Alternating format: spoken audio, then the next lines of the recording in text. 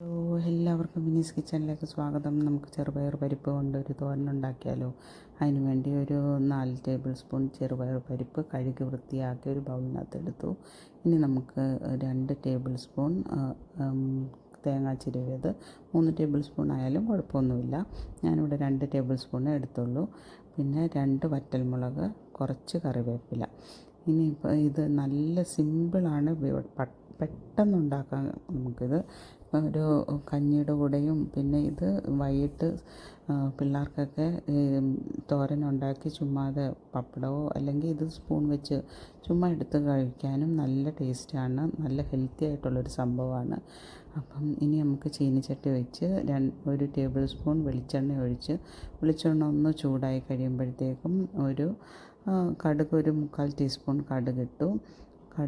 കടുകൊന്ന് പൊട്ടി തുടങ്ങുമ്പോൾ വറ്റൽമുളക് രണ്ടായിട്ട് ഇതാക്കി അതിട്ടു. അത് കഴിഞ്ഞിട്ട് കറിവേപ്പിലയും കൂടെ ഇട്ടിട്ട് നന്നായിട്ടൊന്ന് ഇളക്കി കൊടുക്കണം. എന്നിട്ട് ഒരു 1/4 ടീസ്പൂൺ മുളക് പൊടിയല്ല, എരിവ് ഇഷ്ടമുള്ളവർക്ക് കുറച്ച് മുളക് പൊടി ഇപ്പോൾ ഇടാം. അല്ലെങ്കിൽ എനിക്ക് എരിവ് ഇവിടെ ഇത്രയും എരിവ് ഞങ്ങൾ ഉപയോഗിക്കുന്നുള്ളൂ. മോൾക്കൊക്കെ കഴിക്കണം, അതുകൊണ്ട് ഇത്രയും വറ്റൽമുളക് ഇടുന്നുള്ളൂ. ഞാൻ എക്സ്ട്രാ എരിവിനൊന്നും മുളക് പൊടി ഇടുന്നില്ല. ഒരു 1/4 ടീസ്പൂൺ മഞ്ഞൾപ്പൊടി ചേർക്കുന്നുണ്ട്.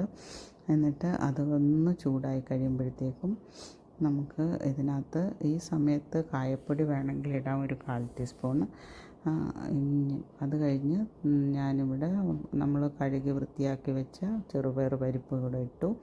അതും കൂടെ ഇട്ടിട്ട് പിന്നെ ആ പാത്രത്തിൽ തന്നെ ആവശ്യത്തിന് പരിപ്പ് മുങ്ങിക്കിടക്കുന്ന രീതിയിൽ വെള്ളം ഒഴിച്ചു കൊടുക്കണം.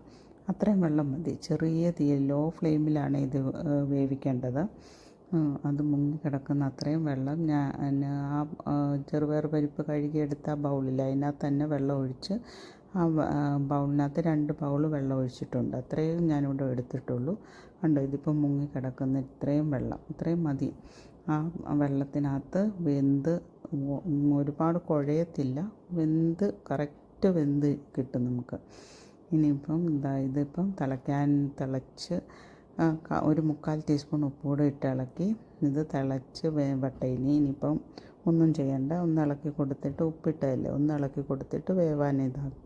കണ്ടോ, ഈ ഒരു പരുവത്തിൽ നമുക്ക് കിട്ടും. ഈ സമയത്ത് നമ്മൾ എടുത്തു വെച്ച തേങ്ങ ഉണ്ടല്ലോ, അതും കൂടെ ചേർത്ത് കൊടുക്കണം.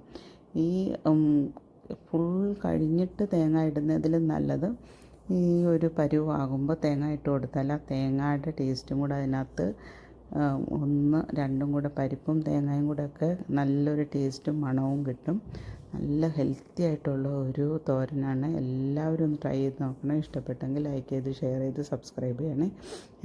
ഞാനിടുന്ന വീഡിയോസ് കിട്ടണമെങ്കിൽ എൻ്റെ ചാനൽ എനേബിൾ ചെയ്യണേ.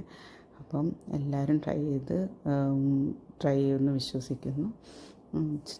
നല്ല ഹെൽത്തി ആയിട്ടുള്ളൊരു ചെറുപയർ പരിപ്പ് നല്ല ഹെൽത്തി ആയിട്ടുള്ളൊരു ഫുഡാണ്. അപ്പോൾ ഇനിയിപ്പോൾ ഇത് ഇളക്കി ഒന്നും കൂടെ ഒന്ന് തിളയ്ക്കാൻ അനുവദിച്ചിട്ട് ഗ്യാസ് ഓഫ് ചെയ്യണം. ഗ്യാസ് ഓഫ് ചെയ്തിട്ട് ഞാൻ കായപ്പൊടി കടുക് വറക്കുമ്പോഴേ ഇട്ട് കൊടുത്താൽ മതിയായിരുന്നു.